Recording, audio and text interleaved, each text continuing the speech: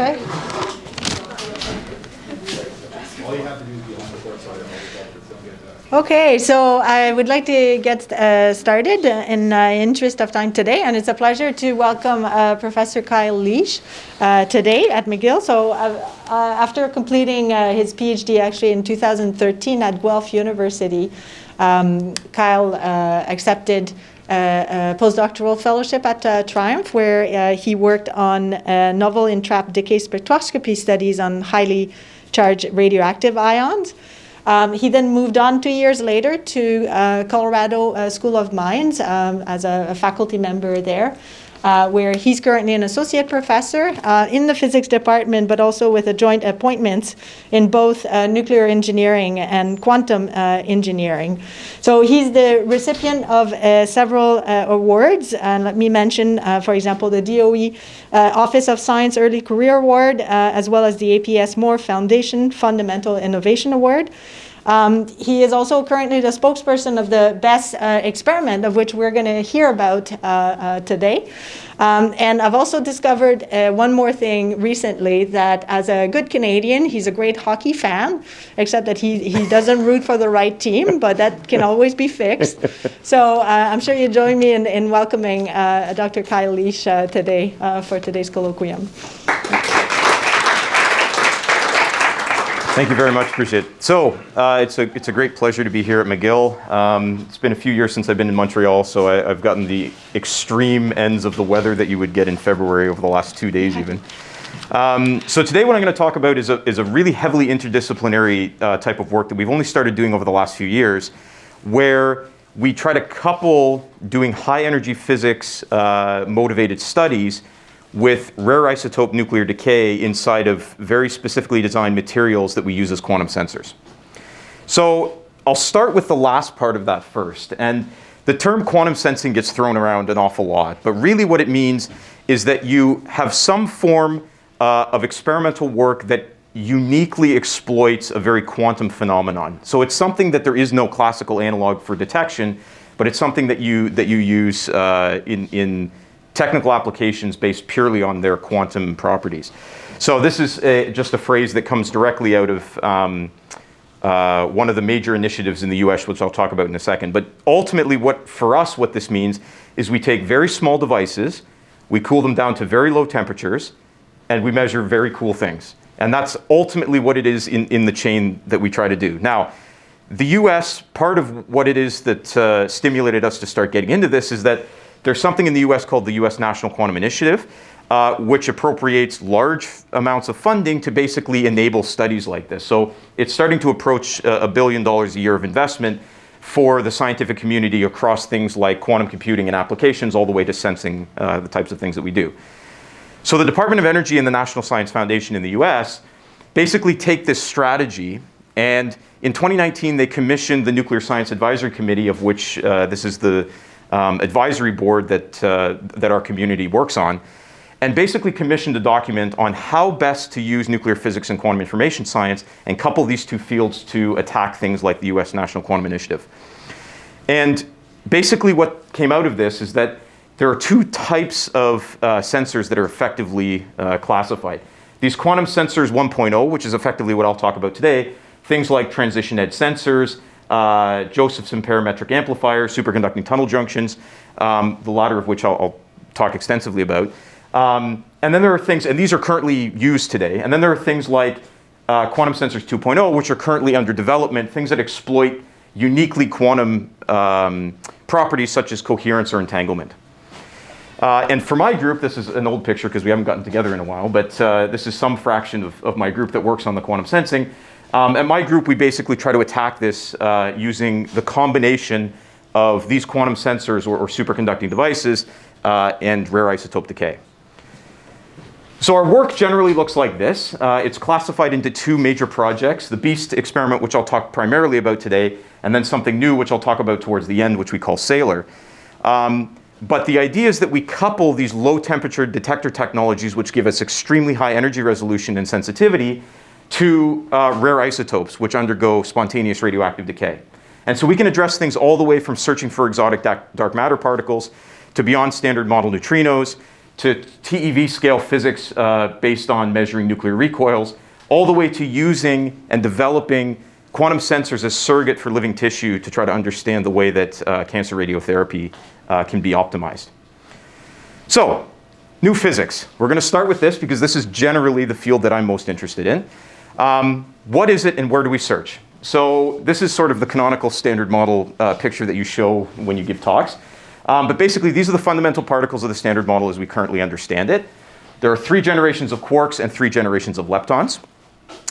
But all of this, and then the force carriers, but all of this in general only represents about 5% of the energy budget that we observe in our universe. So this is effectively what we call matter. There are things called dark matter and dark energy that we have reason to believe exist based on cosmological measurements and astrophysical observations, but we don't understand how those things can fit into our standard model. So, we have entered into what's called the era of anomalies, where there have been a lot of experiments over the past 20 years that have given us hints of new physics that may exist which could couple to the standard model to help us extend our standard model into a regime where it can start to describe more. But the challenge is, the reason why we call it the era of anomalies is because, I'll take the lepton flavor universality for an instance here, which is basically one of these scenarios that the standard model predicts but may not predict it correctly. You can see that there are varying confidence levels of different observations that show that there might be something incomplete, but none of them, save one of them, have reached the level of the 5 sigma discovery. Added further to that, there are observations which are excluded by other experiments. So if you decide to measure something and you measure it with a statistical significance, however, another experiment measures the same property but doesn't see what you see, this starts to stimulate this idea of anomalies. And so the subatomic physics landscape is littered by these types of things at the moment. However, even though we know that new physics exists, we need to understand this problem in order to pin down where that new physics lives. So where does this all lead us? Extensions to the standard model are unavoidable because there is physics outside the standard model that we don't understand. These anomalies generate tantalizing hints of new physics, but you really need model-dependent studies to try to understand where that lives. Most of the new scenarios that we talk about when we talk about extensions to the standard model start to describe things that live in this dark sector where we call dark matter. So things that maybe are very weakly coupled to the standard model, but have mass effects, and this is one of the characteristics of what dark matter is. So people tend to search for things that look like dark matter. So the question is, what could dark matter be? And the unfortunate thing is that dark matter can pretty much exist on any mass scale, depending on a given model that you have. And so here is basically a number of different experiments that attack the type of dark matter that exists all the way to large-scale things, sort of in solar masses, down to the smallest scale things, which are things like 10 to the minus 21 electron volts. Dark matter can generally exist in this entire range, so you have a totally unconstrained space that needs to be properly identified so that you can navigate your way through this, this puzzle. So today what I'm hopefully going to do in the next couple of slides is show you the way that we attack this strategically, starting from the things that we know and trying to build into the window that we think will lead us to the dark sector. So the first piece of our puzzle is the standard model. The standard model is exceptionally well designed, and it describes nature very well, but we know that it's broken. It's only been broken one way so far that we know of, at least in the way it was originally constructed, and that is through non-zero neutrino masses. There are at least 2 neutrino mass states that are non-zero, and this was what the Nobel Prize was handed out in for 2015, and this comes from the fact that neutrinos oscillate their flavors. So neutrino oscillations necessarily require that at least 2 of the neutrino mass states are non-zero. So that means that at this point, extensions to the standard model are totally unavoidable because you now need to include non-zero neutrino masses into the standard model. The standard model predicts identically massless neutrinos. The second thing is that the masses are very light. In fact, they're very much lighter than the rest of the standard model particles. So you can see that at the moment, the current limit, I'll talk about this in a second, but the current limit is sort of around the sub-eV scale, but you can see that that is many orders of magnitude lighter than the electron, which is the lightest other lepton in the standard model that we know of. So currently, there are different ways that you can access the absolute scale of the neutrino mass. The direct way of doing it is basically by measuring beta decay, the end point of tritium beta decay, and doing momentum conservation with the emitted particles, and inferring back what the mass of that one particle had to be. Another way is you can basically take the entire cosmological history and you can say, okay, well, based on all of the cosmological measurements, including the cosmic microwave background, the way that we think the universe has evolved necessarily means that neutrinos can only have a certain mass. But there's a couple of asterisks there because that is a fairly large model assumption to make. Now, the Katrin experiment actually on Monday released new limits that are now in the sub-eV range. And so the direct beta decay, the sort of model-independent way of doing this through momentum conservation, is slowly starting to push down into a regime where we think the neutrino mass might exist. But this is unnatural because it's so much lighter than all the other particles that we think the mass mechanism for how neutrinos get mass is not through the Higgs mechanism or not through the standard Higgs mechanism, and therefore has to have some other extension to the standard model. But these two things are intimately coupled. Next, there are hints of flavors that don't couple to the standard model. And in fact, this is one of the things that I'll talk a little bit about today, where we have the three generations of neutrino, the electron neutrino, the muon neutrino, and the tau neutrino.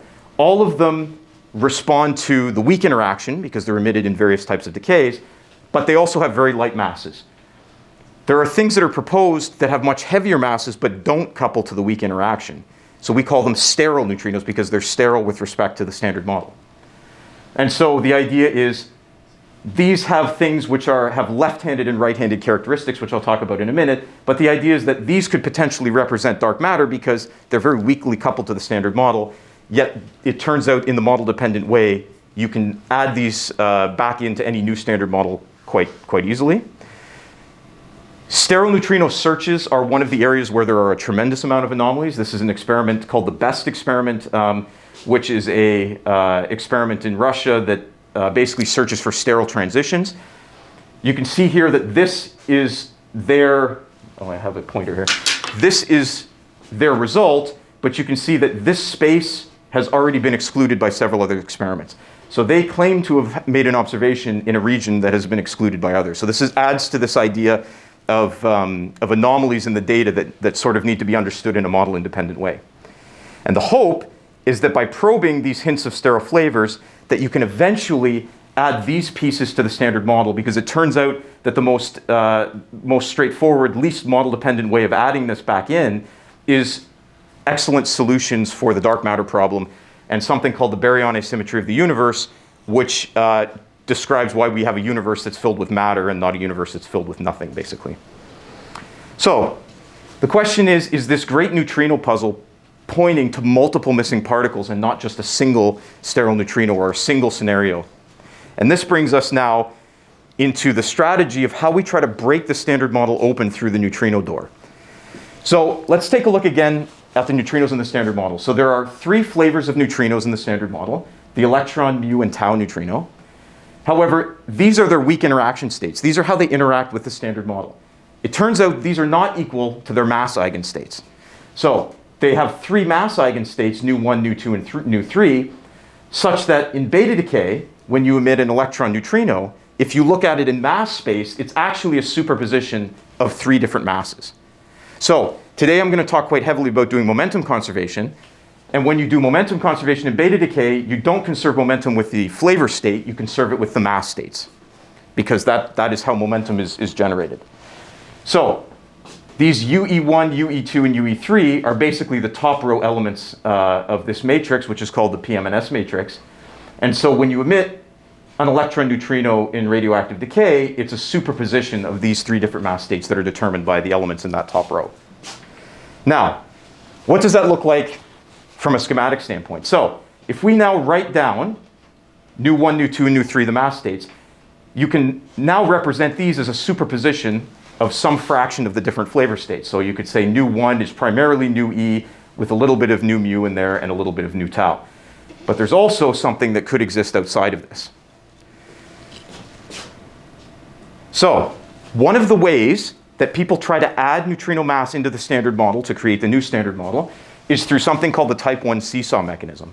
So the idea is for every light left-handed neutrino that we see, so every light standard model interacting neutrino, there is a corresponding right-handed neutrino that's very heavy, that doesn't interact in the standard model, or interacts very, very weakly. So if these are much less than electron volt masses, then it infers that this mass can go anywhere up to the grand unification scale, which is 10 to the 15 GeV. And so people search up to that scale, but there are reasons why you would search in a very particular range. So these are what we call the mostly active neutrinos, because they couple primarily, so these mass states, are mostly active because the vast majority of them can be represented by some fraction of nu e, nu mu, and nu tau, which are these sort of left-handed active ones in the standard model. When we talk about sterile neutrinos, you could in principle have mass states nu4, nu5, and nu6 that would correspond to these heavy right-handed ones, and you can see that these are mostly sterile. However, they have a small admixture of nu e. So that means in beta decay, some fraction of the events will couple to these heavy mass states. And this will be important, and I'll go through this a little bit more later on. Now, why do we think that sterile neutrinos are an elegant solution to try to add mass to the standard model? Well, if we rewrite the standard model particles in this way, you can see that each one of these have both a left-handed and right-handed helicity that you can basically look at. The only particles in the standard model that only have a left-handed character are the neutrinos. So one of the ways that people think about doing this is if you add a right-handed partner, these so-called sterile neutrinos, then you can add these inside of the standard model in a model-dependent way through something called neutrino MSM. So this is basically the neutrino minimal standard model. And the idea here is that when you add these in, the masses start to arrange themselves based on whatever the corresponding mass of the light, mostly active neutrino looks like. And so the idea within this model is that there is something like a 10 keV neutrino and a couple of GeV scale neutrinos. This would now, not only would this basically complete the problem of understanding where neutrino mass mechanisms come from, but it turns out in particular, a neutrino on the keV scale, or the tens of keV scale, is an excellent candidate for something called warm dark matter. So it turns out that if there does exist a sterile neutrino on the 10 keV scale, it immediately solves the dark matter problem from the vast majority of the standpoints of observation. Now, one could say, well, if that does exist, maybe we should have seen something before. So you could postulate, well, it turns out if there is a heavy neutrino, it should decay into the light neutrinos because they have some coupling with each other. And if they decay, it's possible that they emit a photon. So if it turns out that in the galaxies, basically in any galaxy that we care to look in where dark matter we think exists, you can search for optical photons, or not optical photons, but you can search for photons of a particular energy that represent possibly the decay of a neutrino. And so there are many of these X-ray satellites that go around searching for things at the center of galaxies. And it turns out several of them see an unexplained line at 3.5 keV, X-ray line. So there's been a number of papers that claim that this is related to a 7.1 keV neutrino. But there are also papers that say it's something else. So again, we introduce more anomalies into our problem, but you're now starting to couple the different fields of science trying to attack the same issue. So these measurements provide intriguing hints of new physics, but we need model-independent measurements in the laboratory across a wide range to have a definitive search. And this is really where the power of beta decay comes in here. So our need is model-independent and definitive experiments to try to attack this problem of what lies beyond the standard model. So since massive neutrinos broke the standard model, perhaps this is the most promising way to search for where we need to correct the standard model in a new way, which will lead us into new areas. So there are two things. There are two ways we can do this with beta decay. The first one is through beta and electron capture decay, which I'll talk about exclusively today. So massive neutrinos change the nature of energy and momentum conservation in beta decay, because now you have three bodies emitted. If the mass of one of them is different, you can observe that by measuring the others. So precision measurements of the electron or positron and in the nuclear recoil, which is mostly what I'll talk about today, can provide model-independent search for any new physics that couples to the neutrino mass, because it changes the momentum that you observe in that system. The second one, which is more of a smoking gun approach, is something called neutrinoless double beta decay, because this process here basically says that if the neutrino is a Majorana fermion, basically if it is its own antiparticle, then you can now have an annihilation where you have no neutrinos in the emission of beta decay and just 2 electrons emitted. It turns out that in the model that I described on the previous page, the Majorana nature of the neutrino is implied if you go through that entire exercise of adding sterile neutrinos. So if you observe this process, it immediately signals new physics, which then, of course, tells us a lot about the things in the neutrino sector. And of course, Thomas Brunner, one of your colleagues here at McGill, is the Canadian lead for NEXO, which I'm also on. And this is one of the best ways that we can access information. And in fact, there is a very strong belief that the characteristics required to undergo beta decay is the way that nature is, based on the simplicity of the model extensions and how elegant it is to include these types of things. But of course, this is yet to be seen. So back to beta decay. Beta decay creates new physics in the laboratory spontaneously. So it's among the most sensitive tools that we have to search for beyond standard model physics, because to start with, it's a pure energy to matter conversion. So you have a phase space, so this is the beta decay of the neutron. You have a phase space that's generated by a mass difference between the two. It undergoes spontaneous radioactive decay and immediately is pure energy to matter creation of new particles. So anything that couples to the fundamental nature in this decay, you can observe as new physics. Second, they are complex. The atomic and nuclear systems are complex, but at this point now, due to the computation power we have, they're very well understood in most systems, especially the light systems. There are also more than 3,500 different quantum systems that we can study. So this is the chart of the nuclei. Basically, each square here represents a different ground state combination of protons and neutrons. The vast majority of these undergo beta decay. Things on this side of the valley of so the black here is stable isotopes. Things on this side undergo beta plus decay and electron capture, and things on this side undergo beta minus decay. So there are many, many laboratories for us to understand or select the initial and final quantum states that allow us to probe what we want. And finally, we get exceptional experimental control because we can create, produce, and store these in the laboratory, and we can start using things like precision atomic methods, like laser trapping and ion trapping, which people have done for many years already. So this is one of the reasons why we use beta decay to search for new physics.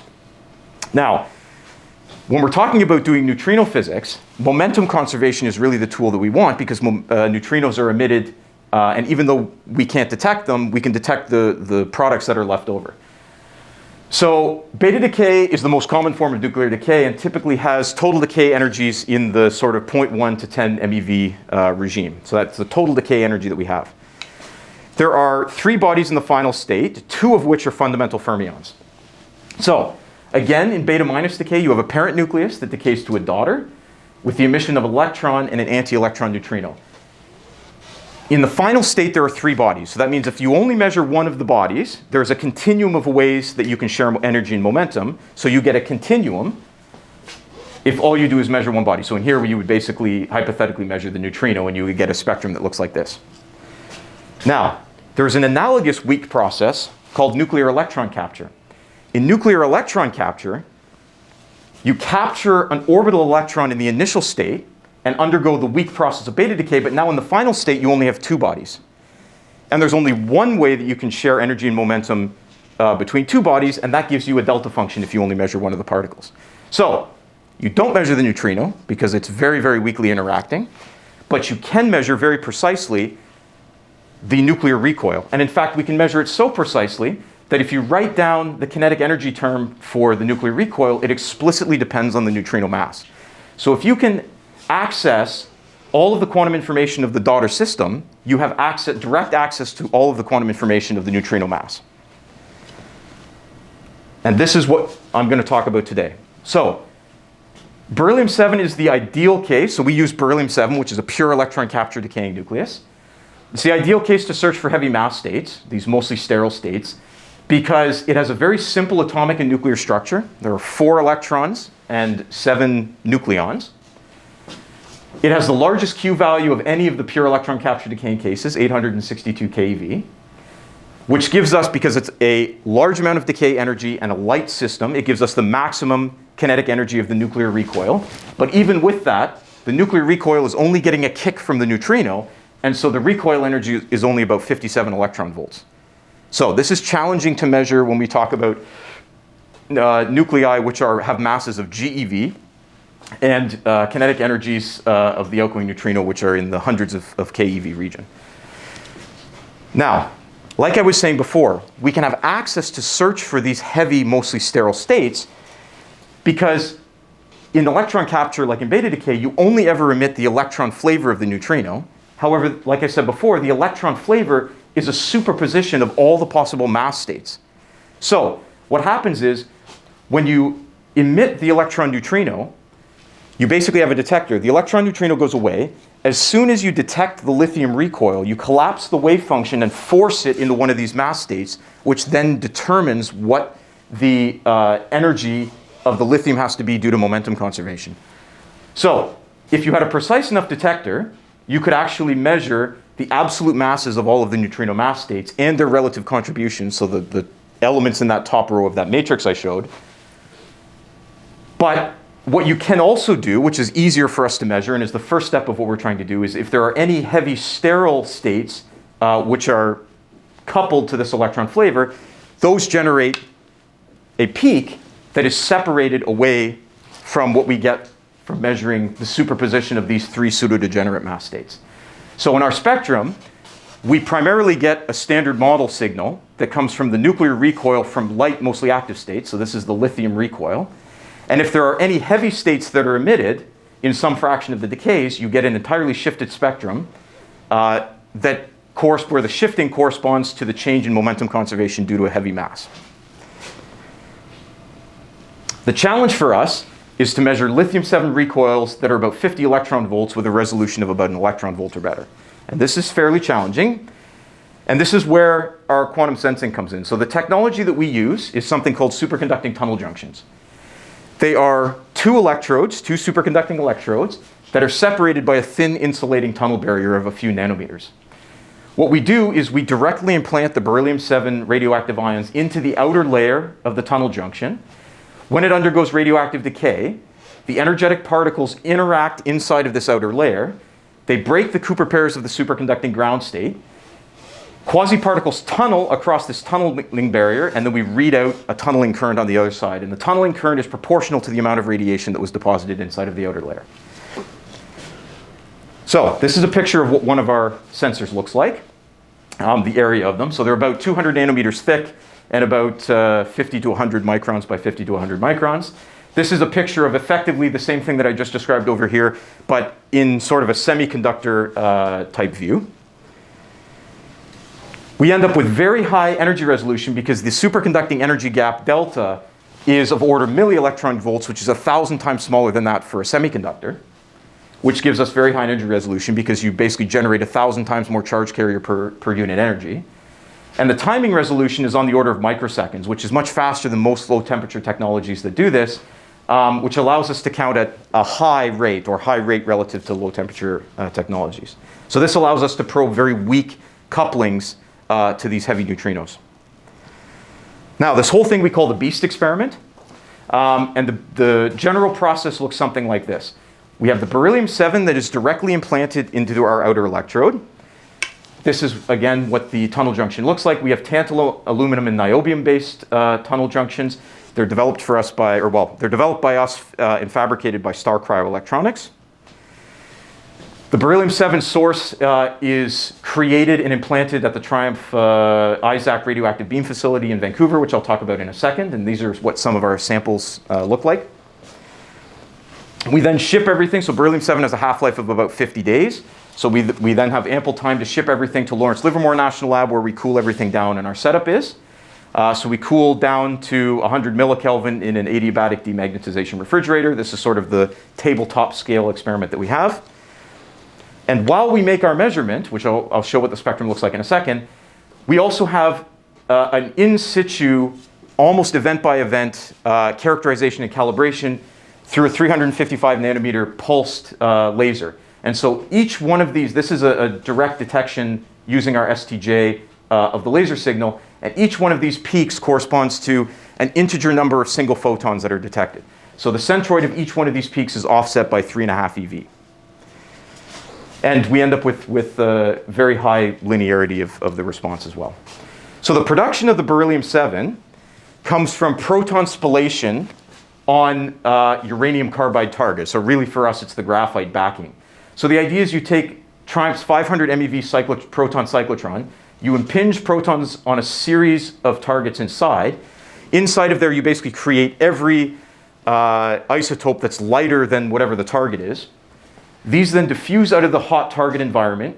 You use resonant laser ionization to selectively laser ionize the beryllium. It then gets mass separated away and delivered towards our experiment. We then have very thin and small silicon collimators that allow us to implant the beryllium exactly where we want it to go, very selectively inside of the outer layer. And in fact, we can even measure, so this is, the black curve here is a secondary ion mass spectrometry measurement of where the lithium and beryllium sit inside of our device. And you can see that it's sort of nicely included in this outer tantalum layer, sort of at a depth of about 60 nanometers or so.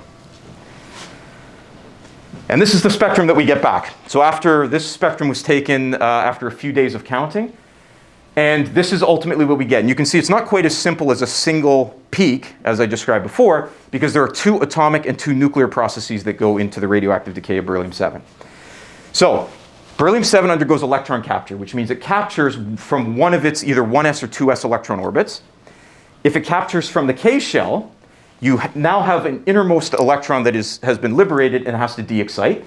So if it decays to the nuclear ground state from a K capture, you get this peak here. It is offset from the 56 eV or so of nuclear recoil energy by the filling of this that generates an Auger electron, which we also measure. We measure the sum of those two. There's also a nuclear excited state. So you get K capture to the nuclear ground state, K capture to the nuclear excited state. And then you can capture from the 2s, the L shell, and that gives you, so the L capture to the ground state gives you exactly the 57 electron volts that you expect from the nuclear recoil, and then you also get a decay to the nuclear excited state. So there are 4 peaks there. There are also a number of atomic effects that we need to consider and correct for. So the largest of which is something called shakeup and shakeoff. So the idea is as soon as beryllium goes to lithium, this is considered an instantaneous action because you're now transmuting the element. When you do that, there's something called the sudden approximation where as soon as that process occurs, you had electrons that were in an eigenstate of the beryllium that are no longer in an eigenstate of lithium because you just created it.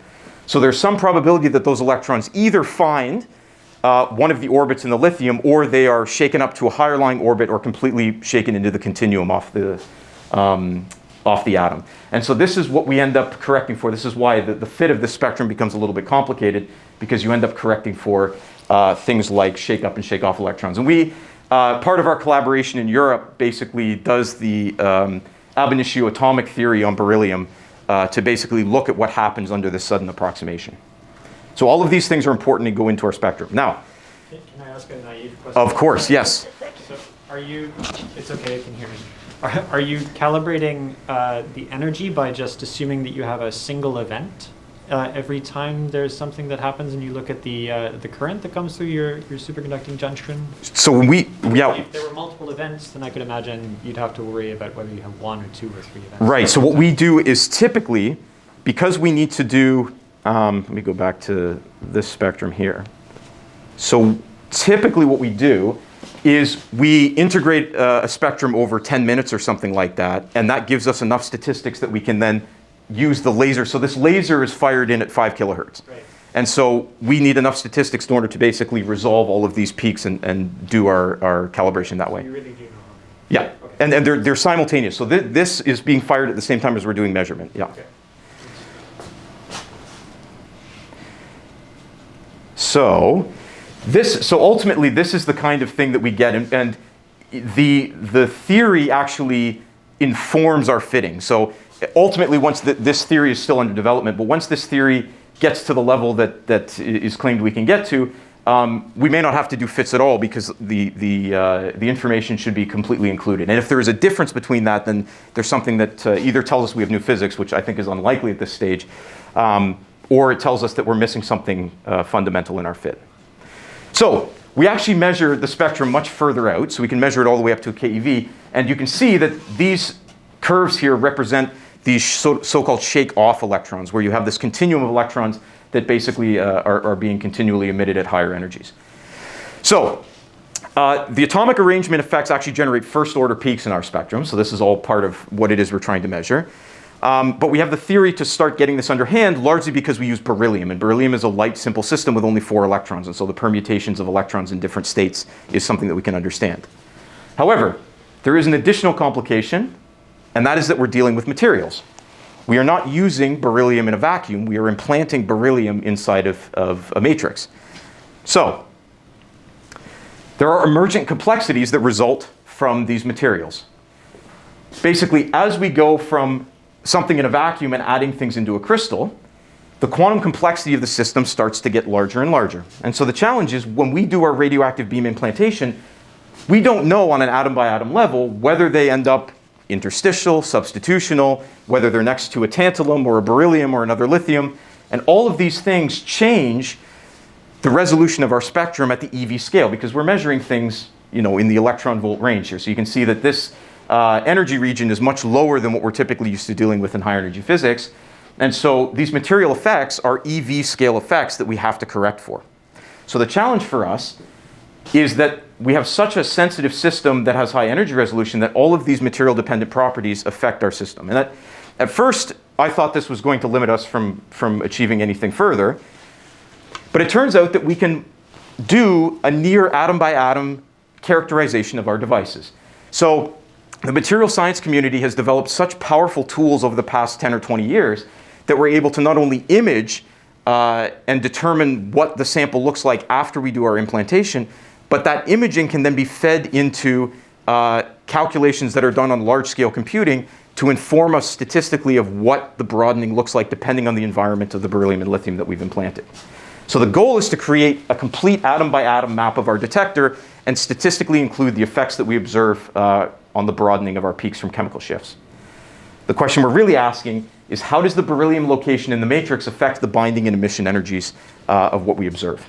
So what we can do, so this is a picture of the sample that was irradiated that I showed you the spectrum that we took from before. So we can take this, we can etch it out using focused ion beam etching, and we can pull a sample out of the center where the beryllium is, and we can image it.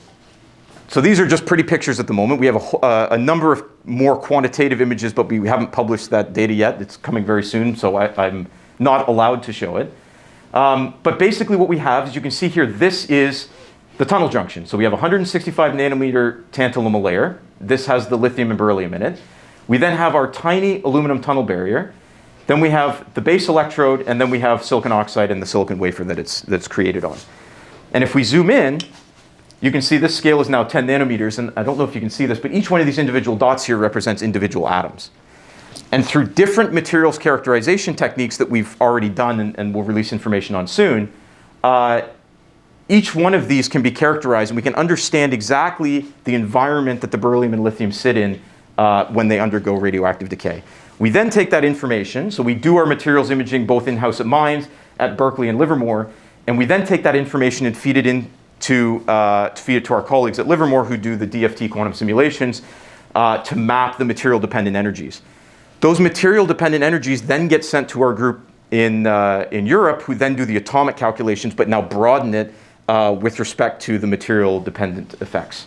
And so all of this is going into understanding and characterizing detectors at a level that we've never bothered to do before. Okay, so all of that goes into our spectrum, but this beautiful standard model spectrum is the background in our search for new physics. And so the old adage of yesterday's signal is today's background really is true here. It's just yesterday and today happen to be very similar to each other. So this is the background in our search. So this is what you would get if you basically have momentum conservation with basically a zero-ish neutrino masses. So that means a sterile or heavy neutrino that is emitted in some very small fraction of the decays will add a similar spectrum that has a shifted recoil energy to lower energies because now you're conserving momentum with a more heavy particle. and a reduced amplitude, because now you're measuring something that is very unlikely to be coupled to the electron neutrino, which is emitted.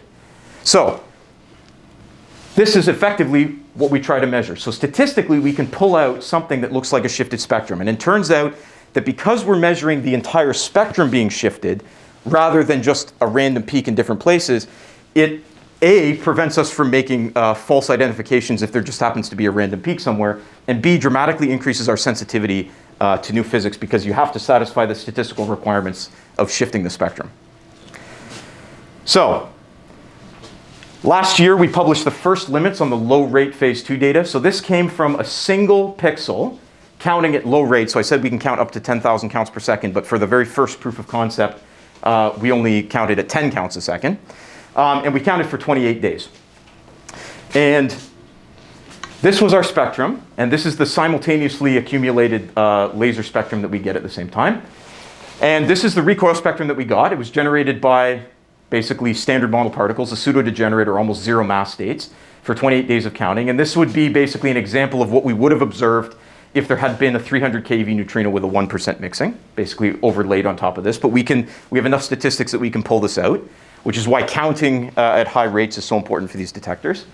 And even with this proof of concept, we were already able to set the most stringent limits in the 100 to 860 keV mass range by up to an order of magnitude. So this got the attention of the scientific media, at least. And so this started to push us into this regime of how do we then scale this technology to get a little bit further.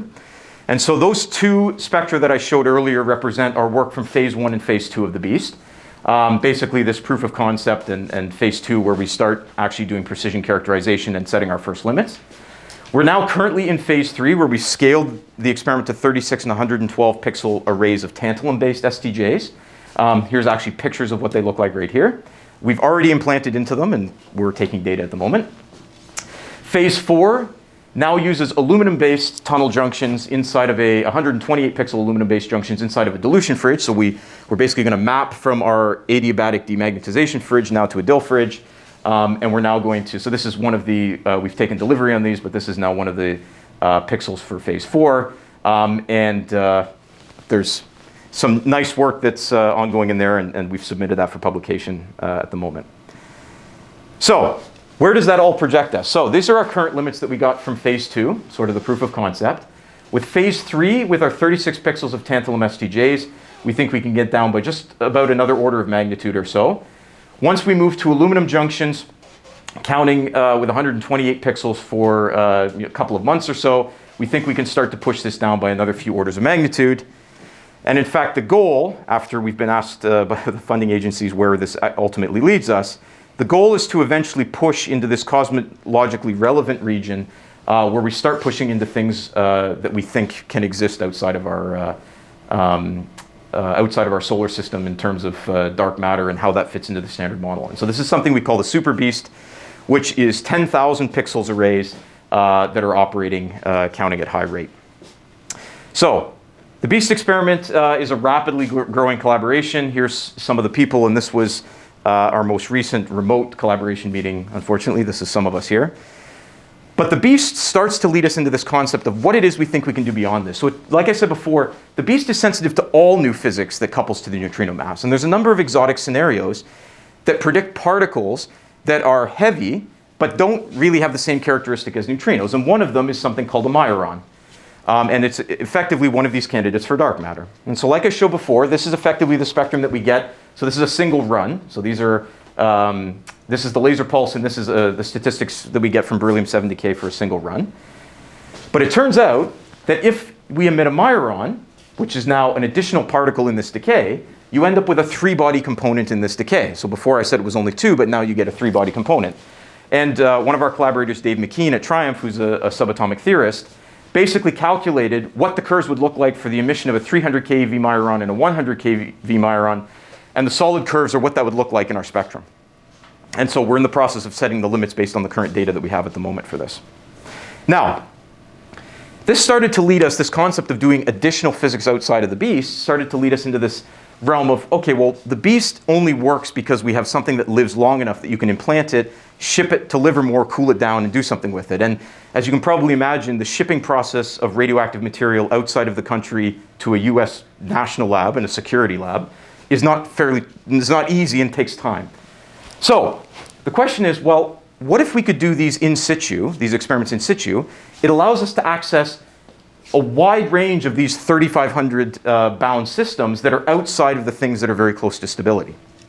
And so this led us to the next thing, which is SALER, the superconducting array for low energy radiation. So here we actually couple our ADR to a radioactive beamline, and we directly implant short-lived radioisotopes into it while it's cold.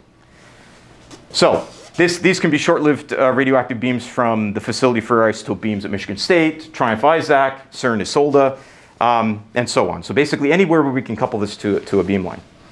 And so it looks a little something like this. So this part of it here is actually the extent of SALER, and this gets injected into this beamline. So it shares a vacuum with the beamline, and you need to keep track, because you need this to be cold, you need to have these thin windows that basically are thermally isolating windows from the 77K, 4K, and cold stage.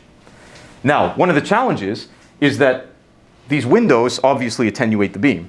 And so you need to come up with very ultra-thin windows in order to do things like this, but if you share vacuum with the beamline, this is something that you can do.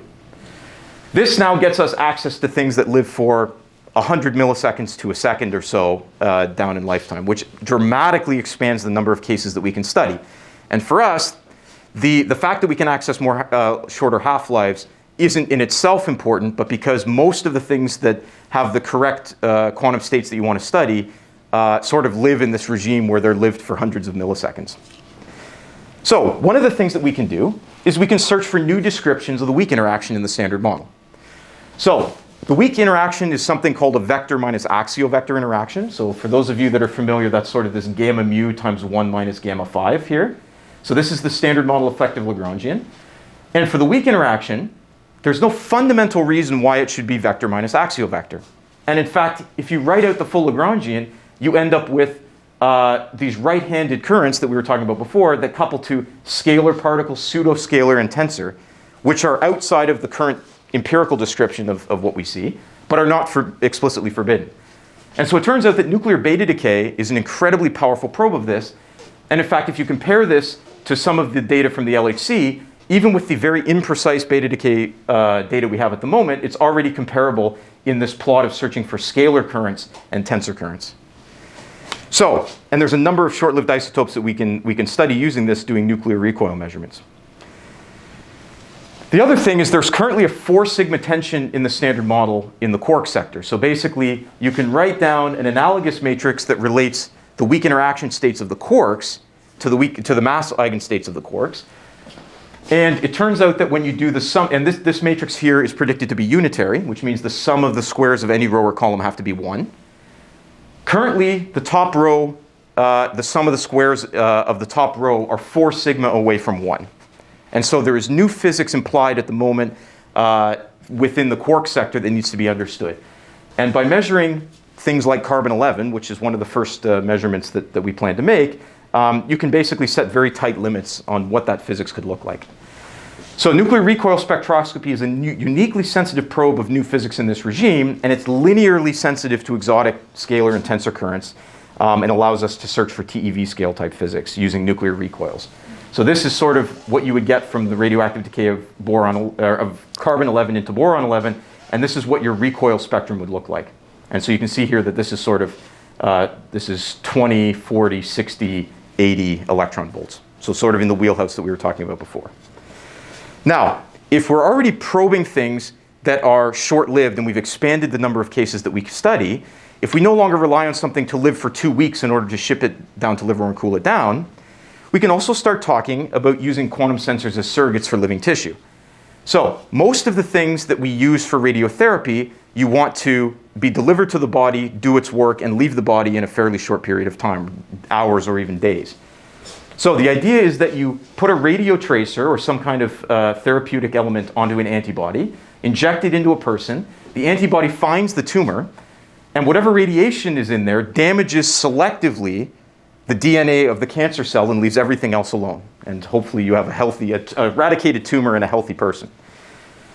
The challenge is that different particles have different penetrating depths, or something we call linear energy transfer. So beta particle radiation has a very low linear energy transfer. They're electrons. They tend to travel a far distance, and so you need a high dose to kill what it is you actually want to kill. One of the great advances over the last few years is using actinium-225 as targeted alpha therapy, where basically you selectively deliver actinium to a tumor, and the alpha particle has a large linear energy transfer because it's a heavy ion and stops quickly. But as you can see here, it still damages nearby healthy cells. One of the holy grails is to try to use Auger electrons, which result from radioactive decay, which give you a relatively high linear energy transfer but have a much shorter range, in fact, all the way down to sort of the nanometer scale. And so here you can maximize damage to the cancer cell and minimize the collateral damage to nearby cells. So for us, using our quantum sensors, the goal is twofold: to perform detailed spectroscopic measurements of these low energy Augers in these Auger emitting isotopes, which has not been done. And the second one is to actually build quantum sensors that are the same shape and size as cells and measure the precision dose delivery, because effectively what we have is tissue just made of something else, or things at that scale. So this is effectively what we try to do, and you can see this is a better picture here that sort of shows the different sizes of what it is we try to do. And we can attack this not only using superconducting tunnel junctions, but using a number of other low temperature detector technologies that are in some ways more suited for the higher energies. So, conclusions. We're on the cusp of discovering what lies beyond the standard model. We're in a very exciting time for what it is we're trying to understand and piecing together basically how neutrinos are broken and where we can add something new to the standard model. The quantum sensors in weak nuclear decay are very powerful tools to search for beyond standard model physics, particularly in the neutrino sector. And we're just at the very beginning of exploring this space of how we can use these. So the BeEST experiment reconstructs the electron capture decay of beryllium-7 to search for heavy neutrino mass states. And we've expanded that to something we call SALER, which now expands it to short-lived radioisotopes to dramatically expand the number of systems that we can study for not only beyond standard model physics and applications, but using things like nuclear medicine. And with that, I will flash up sort of the monumental effort that we're trying to mount in my group at the moment, and I will leave it there for questions.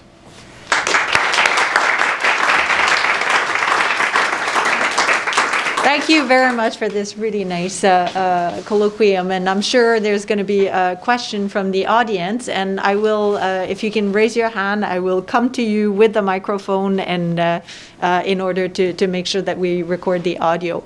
So I see a first hand in the back. Give me a second. Going back to the very beginning of your talk, if dark matter consists of like heavy neutrinos that decay, they must have an extremely long half-life, or else the amount of dark matter would observably decrease with time.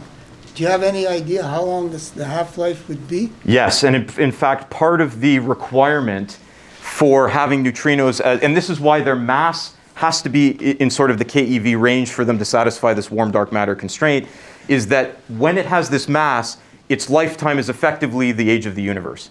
And so this is, because if it's higher than this, if you have sterile neutrinos that are on the grand unification scale, they decay instantly and they're gone. But this sort of keV mass range puts their lifetime in the cosmologically relevant range for dark matter. Yeah, that's a great question. So in the SALER setup, where you have it like actively being implanted while the experiment is running, does like the individual ions like colliding with the detector not just cause like a huge shower of signal? Yes, it does. So we implant in pulses, and right afterwards the detector is dead for some period of time. So this is still one of the things we need to test, is exactly how long that dead period will be. But if it's of order, so right now the signal is a microsecond signal. So we're assuming if you hit it with something, it's going to be dead for 10 to 100 times longer than, also because the thermal requirements now change. But we think that even if it's dead for an entire second, if you implant enough, then even after 1 second, you're still 10 half-lives away from that. So if you plant a lot of things into it, you still can observe radioactive decays.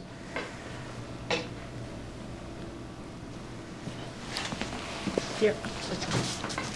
So I was wondering, so if these stellar neutrinos were the dark matter and they would be floating around us, could there be a process such as, instead of electron capture, being neutrino capture? Yeah, for this the beta is- decay, and is this something that you could measure? So people have talked about this for a while. The challenge is that the cross-section for neutrino interaction to do neutrino capture is very small. And so you need incredibly dense environments, which of course you do have in some of these. But then the photons that are emitted would now need to be distinguished from a photon that comes from some other process that is related to that. I think the biggest challenge that we have, especially when we talk about doing measurements at the cosmological scale, is that it's very easy to construct a scenario.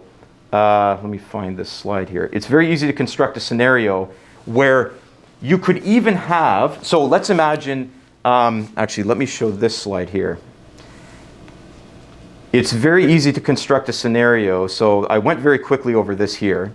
But this, let me back up so that our limits aren't on here. You can see here that there are dramatic decreases. So this is basically the relative coupling to the electron flavor of the neutrino as a function of a possible heavy mass state. And you can see that these drop dramatically. And these limits basically exclude everything above it. But you could say the X-ray limits, if this is based on non-observation of X-rays at this level, but since we're talking about things that live in the dark sector, it's very easy to construct a situation where you no longer end up with a decay that emits an optical photon. And so when we talk about doing these types of things based on cosmology measurements compared to what it is we think we can access in the lab, there's a bit of a disconnect. But I think the idea of doing neutrino capture on things is something people have thought about, but it's not obvious how that signal would be generated and observed at a level that we could actually make a statement on it, yeah. So for nanoelectronic and microelectronic devices based on Josephson junctions, it's really common that the type of oxide you use and how you build this junction can introduce two-level systems or fluctuating charges that create extra quasi-particles. Yes. Is this the limiting source of noise in your experiment? Or is there some other source? And do you think a lot about how to improve that? Yeah, so that's a great question. So we, as a result of, so making tunnel junctions is easy. Making them work as sensitive detectors is incredibly hard. So we actually design, but then send it to a company that can do this properly to make sure that all of those things are included.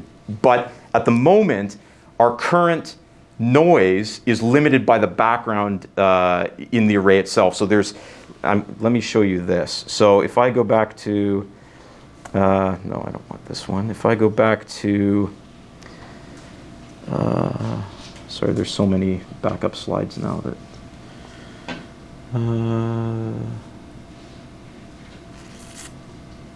actually I will just go to this one here. So basically, I will pull it up. Okay, so if I go to this one. So basically, the biggest source of noise or background in our system results from the fact that when we undergo the radioactive decay of beryllium-7 to lithium, in 10% of the decays, it decays to an excited nuclear state, which then decays via gamma emission. And photons have almost a zero probability of interacting in 200 nanometers, so it's 478 keV. But what happens is the silicon substrate is large, is millimeters in size.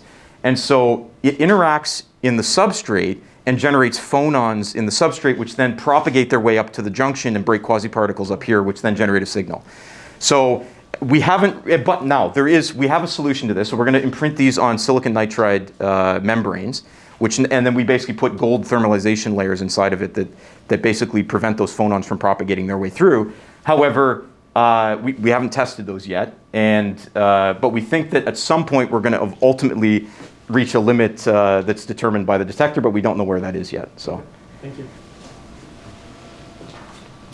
Are there other questions for the speakers? I think we still have yeah.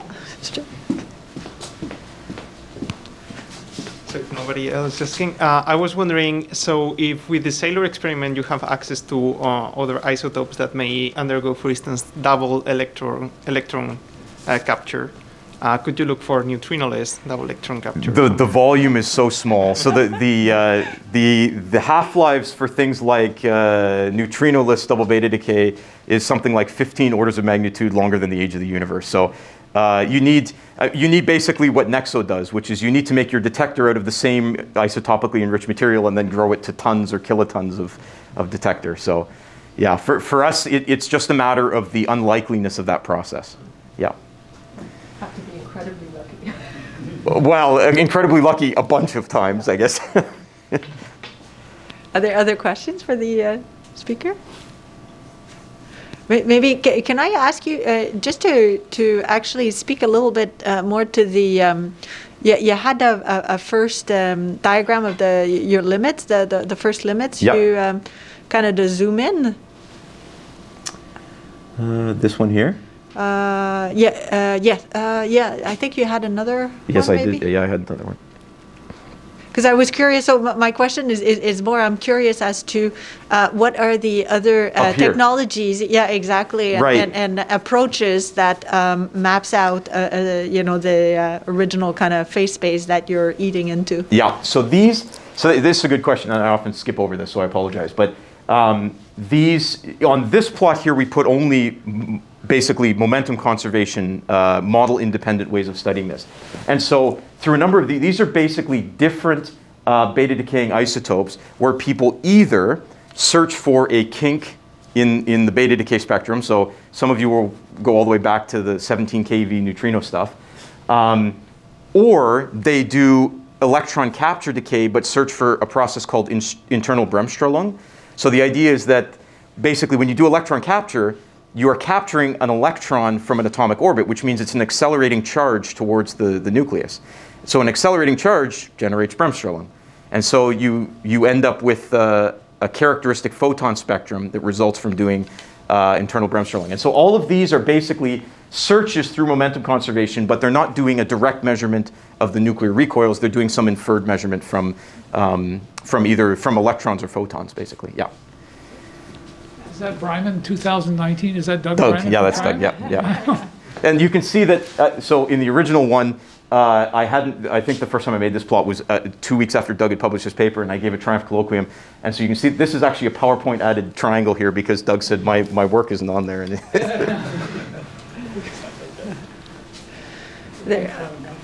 Are there questions for our speaker? Yeah, let's see. I'm gonna, Alessandro, will you let me through? Thank you. Thanks. So in the SALER setup again. Camera.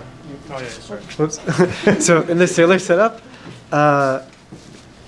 you mentioned having to map out where your radioactive ions or atoms are being implanted, but how do you do that in the SALER setup to get a better energy resolution, I guess? So the current status would be in SALER not to measure anything at the level we're trying to do the BeEST. So the BeEST is its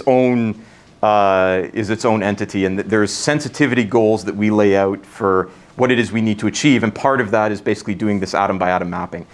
For all of the things that we've conceived of so far with SALER, we don't need that level of precision where we need to worry about doing that. But in principle, once the theoretical framework is in place to do this, we could image these, but of course they would decay a few times back to stability by the time you would get it to an imaging tool. So it's not clear, but at the moment it's not something that we worry about. Yeah. Okay, last chance for maybe is there a last minute question? Yes. This is all really good stuff. How come isn't everybody doing it? Yeah. Do you have any competition? Nope, not right now. Unbelievable. I mean, so part of it is the real power of what it is that we've been able to do so far is resulting from a chance meeting between myself and Stefan Friedrich at Livermore, who spent 20 years developing those STJs. And so he just happened to have exactly the detector technology. So we always joke to each other that if we had just come up with this concept today and didn't know how we were going to do it, we would have spent 20 years developing exactly the detectors he's been doing for material science studies for years at the synchrotron. And so, so part of the reason is that he is the world expert and one of the only people that builds superconducting tunnel junctions as radiation detectors. And so this is one of the reasons. Now, I'm desperately hoping that this starts to kickstart an idea within our community, and this starts to become adopted more widely, to be honest, because there's a tremendous power, and of course, as big as the group is getting, there's only so much that one group can do. So. Plus, they have to make sure you're right. I mean, you can't have a result that is unconfirmed, right? Right. Of course. Yeah.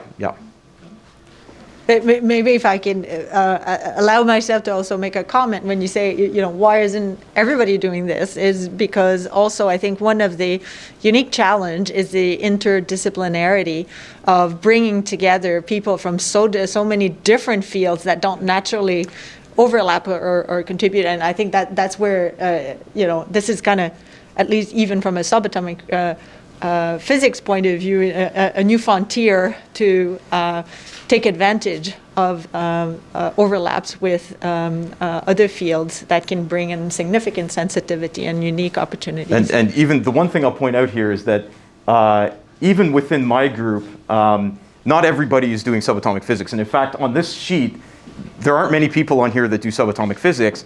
It's pretty much an equal split of people who do subatomic physics, material science, quantum engineering, atomic theory. So the European groups do atomic theory. These are industry partners that we have that basically do detailed design work of the electronics and DAC chain, as well as the fabrication of our detectors. So that's an important point. It's sort of, Stefan and I basically built the thing up to, and we knew different communities, and everybody just kind of got together. And it's a topic that I think, well, of course I'm biased, but it's a topic that I think is interesting enough that it appeals to a lot of people to sort of maybe not drop what they're already doing, but spend a large fraction of time doing this. So on this note, I'd like you to join me to thank our colloquium speaker. Thank you. I will announce that for graduate students and postdoctoral researchers, there's an opportunity for you actually to speak with today's colloquium speakers just in the lounge. Unfortunately, due to COVID, etc., we cannot have our historical and usual wine and cheese, but nevertheless, I invite you to actually come in and join the speakers in the lounge for further discussion. So thank you all for coming on this snowy Friday. So good luck getting home, and have a good weekend. Bye-bye. Thanks, everyone.